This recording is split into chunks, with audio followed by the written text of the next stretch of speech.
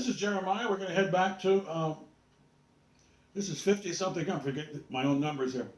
50 something videos on teaching the matrix, and of course teaching Matthew right now. As we continue to stay in Matthew, we will only deviate from this periodically. I have to deviate because I'm going to put another Quran lesson up. So the master is saying, don't do this now. And the reason why he's saying is because he sees, he hears, and knows your thoughts. And your thoughts can condemn you. And it's obvious because he says hellfire right there. At the end of 22, he says, in danger of hellfire.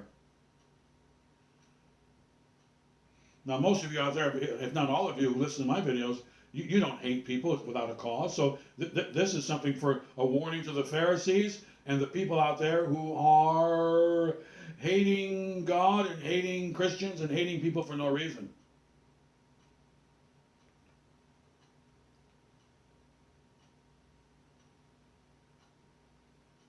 I think, and let me share something with you. I think that Judas began to hate Jesus Christ because when he first joined the team and joined the company, he thought that they were going to get somewhere financially, and this guy doesn't love people and God, he loves material things. You can't serve both. You either love God and people or you love material things. Humans will pick one of those two. You got to serve somebody. So you're going to serve and love and make your amoeba heart. Hearts have to make attachments. Your heart was made to attach itself to something. That's what you were made for. When Adam and Eve fell, their heart went away from God. Jesus comes back on the scene and says, you can come back to the Garden of Eden and love God again and do what you're told. How does that sound? But some of you are not going to do that. You're going to be haters, and you're going to embrace harm, hate, and violence. And deception.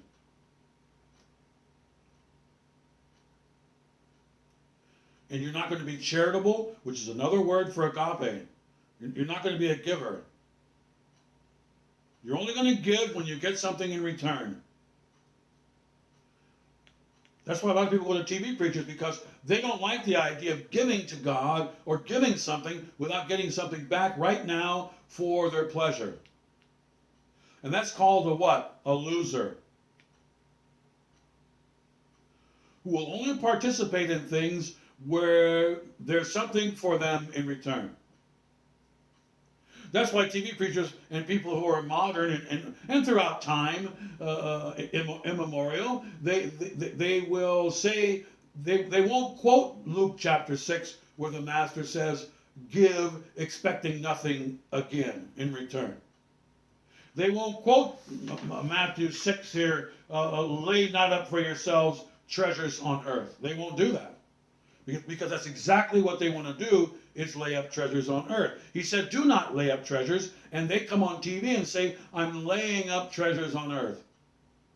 So they're blatantly contradicting the master, and yet they say that they are affiliated and they represent the master. How do you think the master feels about that, for someone misrepresenting them and prevaricating his commands to mankind? I don't think he's going to be very happy. And he mentioned that to the disciples, by the way. What will the master do to these people? And the disciples said, he's probably going to kick their booty, paraphrasing it in American terminology. Because the master asked them, what do you think the master is going to do to the servants who he hired, like the Pharisees, to take care of the people and teach them the law and teach them mercy? What is he going to do to them who have been abusive and taken and abused the privilege? What's he going to do to them? Well, the master tells you a couple times, especially on Palm Sunday, they call it Palm Sunday, he really tears into these people. Now, this is Jeremiah with New Covenant. Let's get back into this. And we greet you in the only name given amongst men, with lots of hallelujahs and praises unto our God. We give thanks unto our God, Jesus Christ. So, making these commands useless and reducing them is really bad news. The critical elements of the commands of Jesus Christ are what we call, in general, I call living bread. And these red letters are really giving you a lot of living bread. Paul gives you some additional living bread, so to speak, but the Master basically gives you, bottom line, what is living bread? If I eat this bread, I will never see death. And the Master is constantly referring to living bread over and over again. We already had living bread in your behavior. Loving Jesus Christ will produce these behaviors, which he's contrasting with the people who are standing in front of him, the Pharisees and so forth, and they're doing the opposite of what this is. They're not being kind, they're not being merciful, they're being cold, and they're being hard, and they're violent. And now, not only are they physically doing things that are going to make them go downstairs, but they're also doing things mentally in their heart that's going to cause them and add to their demise, or a token of perdition. Another additional behavior that's going to go into their big bag of, wow, dude, you did that, and you did that, and you did that, and you did that on Judgment Day. Now, the Master is clarifying that you cannot call people names, and you can't call them fools and put them down, which is obviously what they're doing. And not only the Pharisees and the Sadducees, but a lot of people in power love to put people down. Call them fools, empty-headed. And the Master is saying here that all of this is hate. Calling people names is hate. The word in the dictionary is sodomize. So if this is your behavior where you are hating people and you're calling them names and you're putting them down, the Master is saying right here is whosoever means I see all of you. I see it all. And not only are you a murderer physically if you murder, but you're murdering people when you hurt their feelings and you put them down and you don't lift them up and edify them and build them up. So you're killing people in your heart, and you're destroying their progress as a human being, so that they might become positive by your positive input.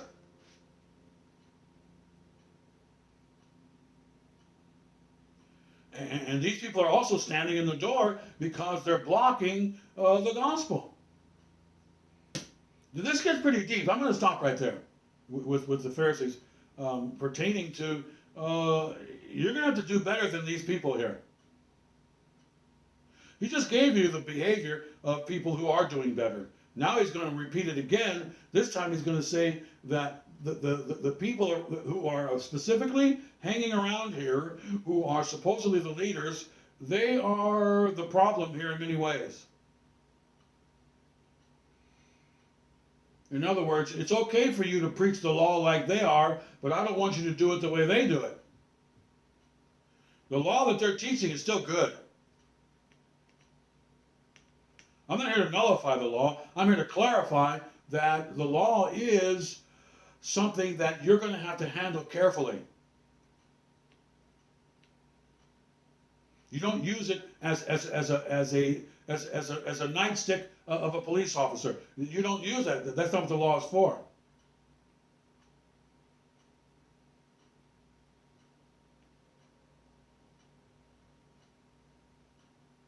And the Master, once again, he's saying that he is in charge of all human beings, and he's declaring that by saying whosoever. He didn't say Israel, he didn't say China, he said whosoever.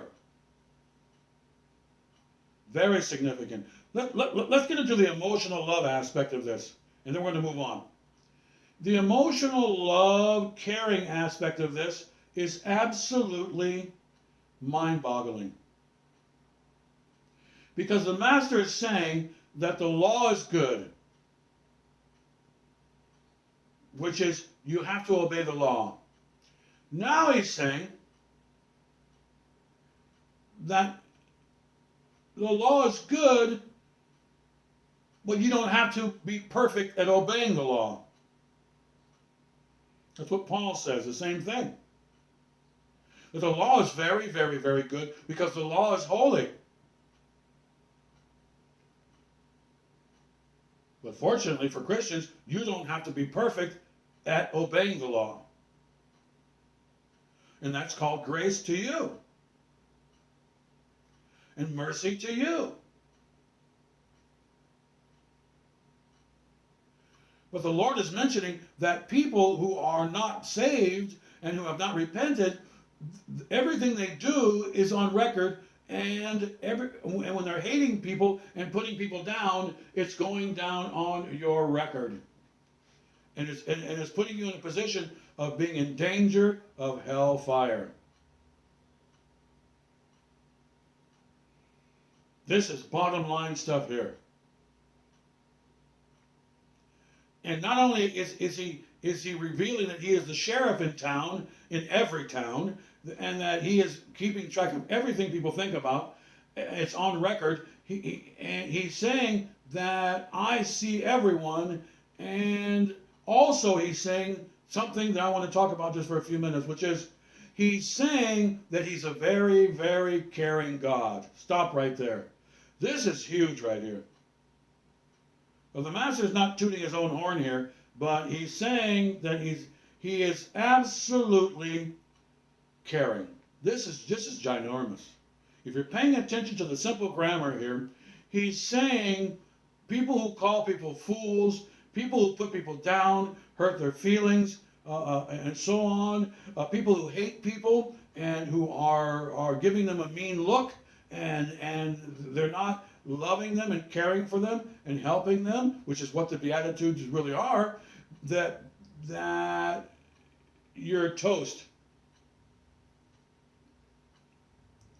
And the reason why you're toast is because God who created them is watching you, and God who created them is not a happy camper with your treatment of his human beings. This is the bottom line right here. I just told you the bottom line. Cast all your cares upon him, for with him there is much care for you. The point is that God cares about human beings a lot. And when you hurt their feelings and you hate them, and of course if you murder them too, of course, physically, not just mentally, from your heart, because you can murder physically and you can murder with your heart. The point is that you're guilty, and what you did is on record. That's why it's wonderful to be a Christian, and we have so many praises to God, because we're not going to get what we deserve, and we will sing unto the Lord his not giving us what we deserve forever. I will sing of the mercies of the Lord forever. I will sing as to him not giving me what I deserve forever. That's what that means in simple American terminology. Got it? That's like the number one theme for all of Christianity. It's up there in the top 5. Top 10 easy, right? I will sing of the fact that I didn't get what I deserved in heaven forever. And not only that, the Master's not going to mention what I did forever. It's gone. However, I will sing about that I was forgiven forever. Let's continue. So the obvious behaviors are those of the condemned. And he's getting very specific as to the heart of God and how serious God is and how sensitive God is towards the treatment of human beings. Now let's get to 4 points here. Of course, the Master mentions his jurisdiction, jurisprudence, and his jurisdiction. And now he's going to mention one quick thing about pay your bills before you come to church and start giving money to the church. Now, it's more specific along the lines of alms, but I think it applies to everything. That's tithing and everything. Because as Paul demonstrates, there is no more tithing essentially anymore. The amount you give is according to Matthew chapter 6, which is don't announce what you're giving. It's basically between you and God. I think that's quite clear. There's a little debate on that amongst different Bible teachers and so forth, but let's let that go. So pay your bills before the church gives.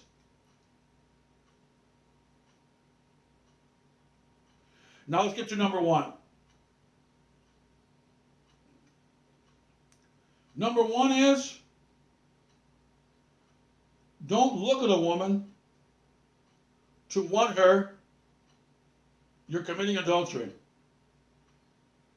The Master's going back to inner sins now. Thoughts as sins. Thoughts are sins, not just the action. The Lord is going back to his what? His omniscient capabilities and how he sees everything, and you're accountable for things you do in your heart.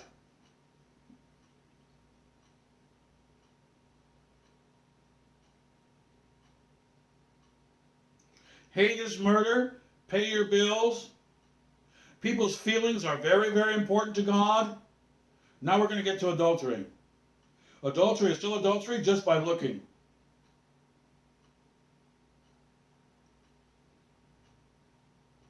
In other words, purity is being emphasized here, and we got to the don't do's. Don't do. I see everything, and now don't do.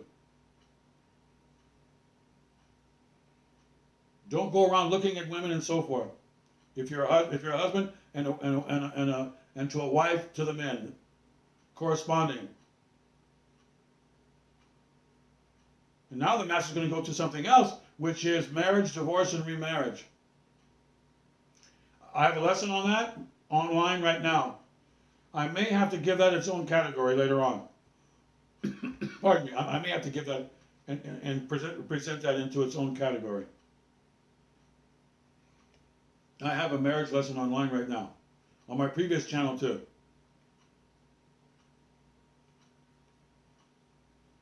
Now the Master's going to go into power tripping. People like to go into power trips as far as what they can perform. I swear I'll do that, Bill. On a stack of Bibles, or I swear I'll do that. One reason why you know America is Babylon and it's not really Israel is because Americans started out breaking the law right away.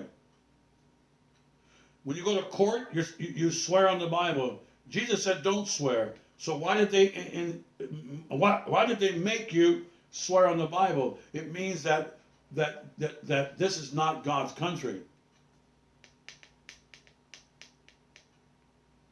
If I went to court and they told me, "Do you solemnly swear?" I would say, "I will tell the truth." That's what the Master talks about here in my 6th point in this discourse. I swear I'll do this. Jesus said it's evil to say I'm going to do something tomorrow, guaranteed. You're supposed to say if the Lord wills, going to the book of James, chapter 5. All of your boasting is evil. What you should say is if the Lord wills. That's why you never give money to the church and say, God's going to guarantee give me returns and stuff. Which is popular in America, unfortunately. America has basically become a mentally retarded child, blatantly contradicting simple elementary principles of this red letter edition here in simple grammar. Very unfortunate. And I'm here to help change that. I'm here to change the tide. That's my job. But power tripping and saying, I will do this, guaranteed, it's the same thing that James said. It's evil.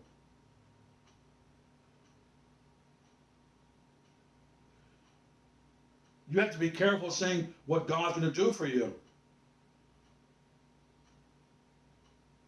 We have a general protocol here of teaching that God's going to basically take care of Christians.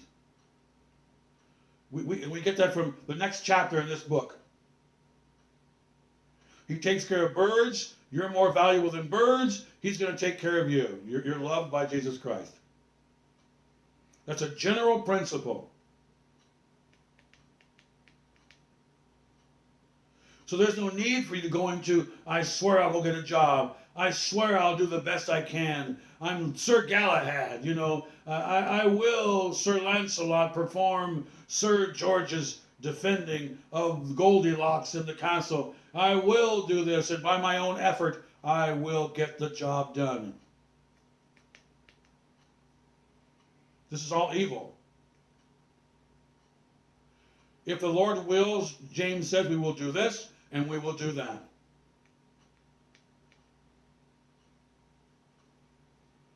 Don't swear by anything. Only God can guarantee things.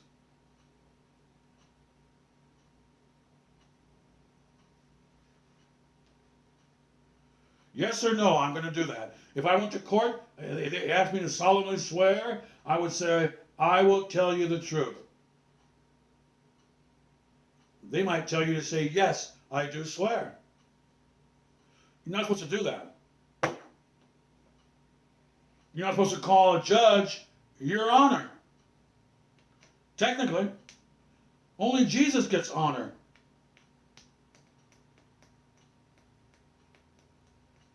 It might be one of those gray area things, but we won't go into that. I don't like the Your Honor thing.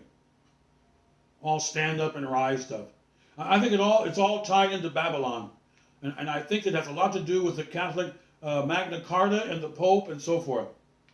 The synagogue of hell. Which means that when America started, it started out compromised. America is not God's country. America is not Israel. It's not Moses' camp. America is not Jesus and the 12 disciples. That's called wrong answer. It's not the church.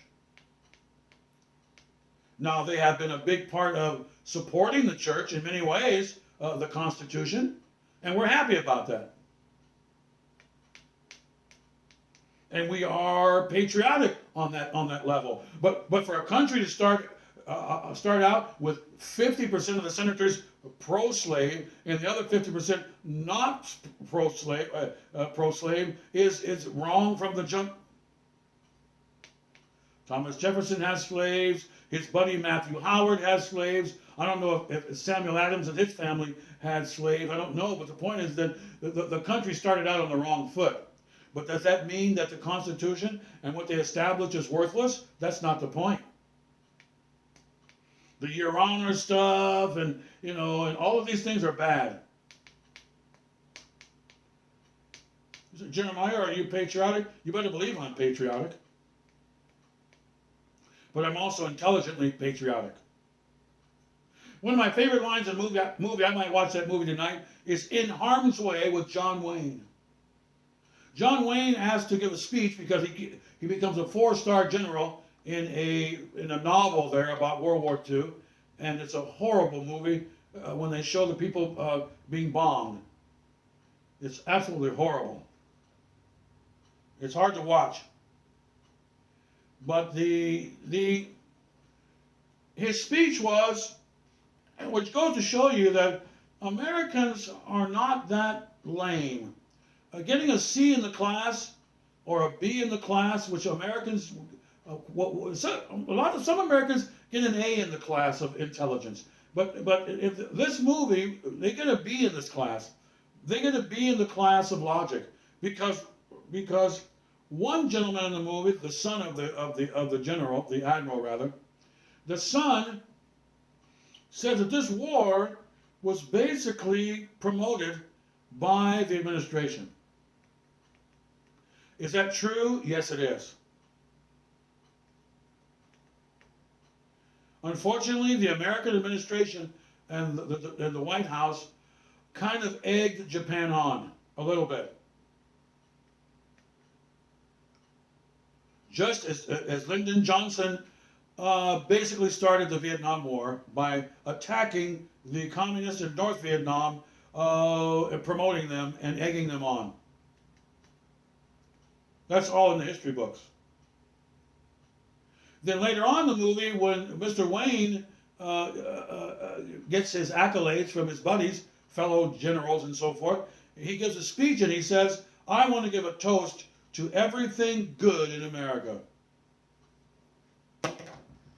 That's what he said. So what is he doing? He's saying everything in America is not good. There are bad politicians. There are people in the FBI who are joined in the CIA with the drug cartel and so forth. And this is all documented. And the FBI will admit it. CIA, they admit to a lot of this stuff now. So that's the point. And John Wayne made a very intelligent observation. He's obviously very, very patriotic. But he's a realist. So we have these don't do's and do do's, and let's continue. Now the master is going to go into, after citing this, I'm not going to go back into that again. You can read it and you can get some work done yourself here a little bit. We have more from the master now in this chapter where he says, you have heard from the old people this, and you have heard from the old people that. Again, you have heard that they have said, that it hath been said. Look at the grammar of the Lord Jesus Christ. He's using helping verbs perfectly here. It's easy to believe that this guy's God. I'm happy to tell you. Because his grammar is never wrong. We get our grammar from this in English. Did you know that? The master has perfect English. Grammar. Let's get into this, what you've heard from the past. You've heard from the past and from the old people.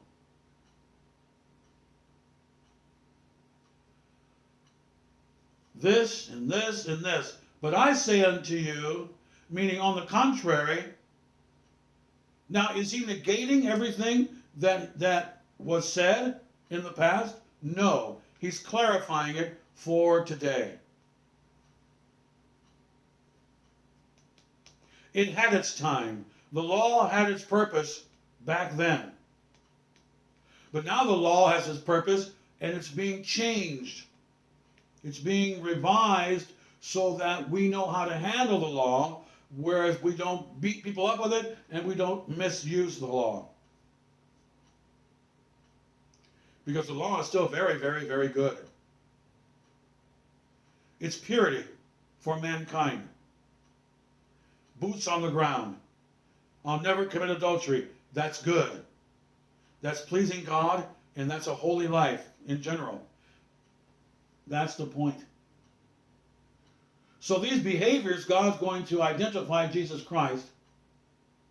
He's going to change what that idea is into what God really wants you to do.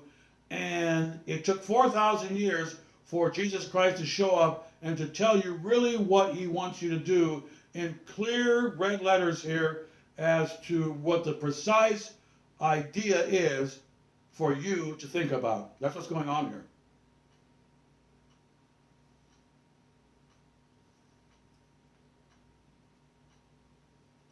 Let's get to them.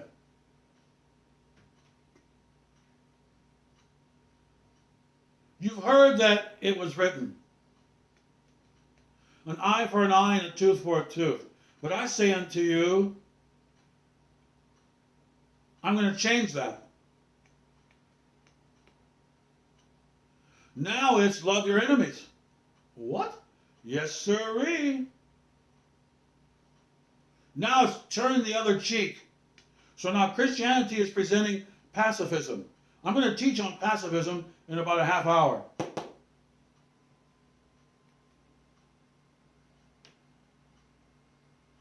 Christianity is basically pacifist.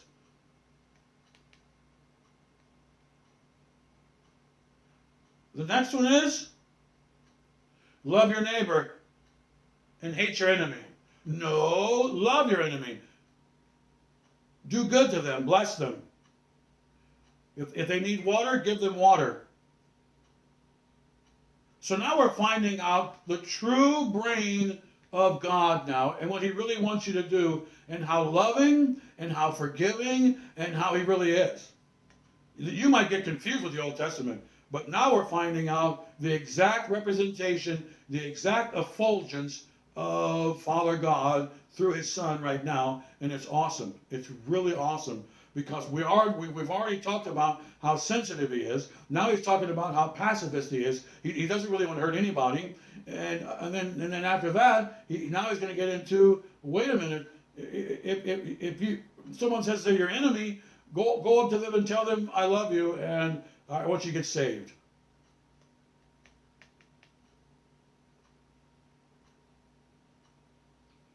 So he's really introducing the law of mercy again, and he's going to mention mercy in a couple of scriptures to close out the chapter.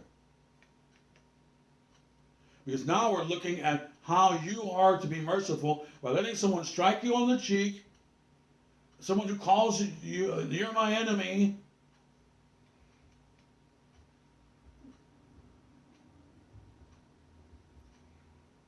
And if someone gets lost, walk with them. I'll be right back to finish this off. We're going to finish this. We're just about done. As we pinpoint what the Master has ordered us to do pertaining to being merciful, and that's what starts out this section of this chapter. Okay? Maranatha.